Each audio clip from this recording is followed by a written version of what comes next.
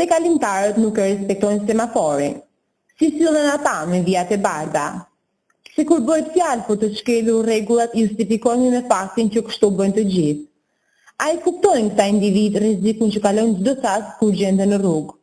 Dhe kush mund të jetë zgjidhja për këtë problem?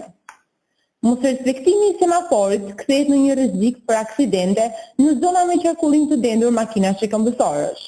Kalimtar që kalojnë nga njëri kraj i rrugës në krahun tjetër pa parë fare nga semafori, por duke u orientuar nga shpejtësia e lëvizjes së makinave. Nga ana tjetër, vijat e bardha duket se kalimtarët nuk i përdorin shumë. Ata kalojnë aty ku duan, jo aty ku duhet. Mario, një ndër në shkolle, kalimtar i përditshëm në rrugët e kryeqytetit, jep mendimin e tij për mos respektimin e semaforit. Janë vetëm njerëzit që nuk i respektojnë rregullat. Ata nuk shkojnë të kalojnë aty ku duhet, të vijat e bardha, por kalojnë aty ku i bie më shkurt.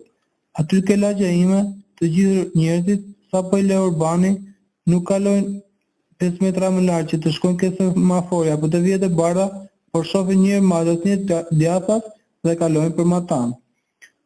Ky është një problem shumë i madh, pasi ndodhen shumë aksidente.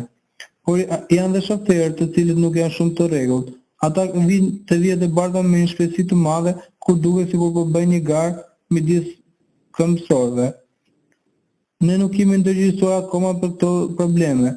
Duket sikur ne jemi më të prirur për të shkelur rregullat sesa për të zbatuar ato. Një shpërthim anormal janë borijet e makinave kur semafori nuk hapet. Shoferët u ashpërin atyre nervat se nuk hapet atëherë kur duan ata.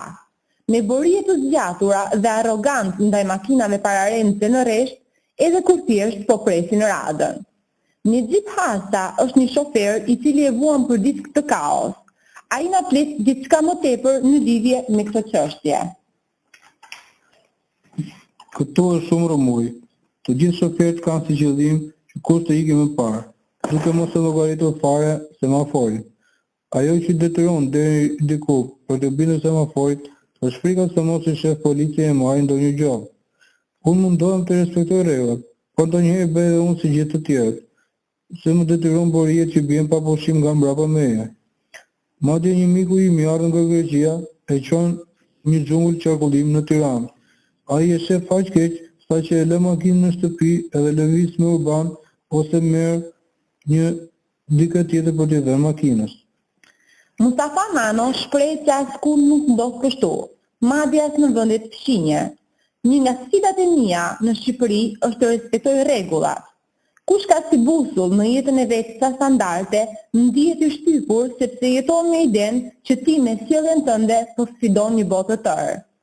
Personalisht nuk ja kam dalë të respektoj rregullat. Ka momente kur i ndjell nga stili transgresiv, bëhem njësh me të gjithë. Pra, transgresioni rreth teje të përfshinë gjeratoren e vet. Është e lezetshme të shohë si sillemi ne me vijat e bardha.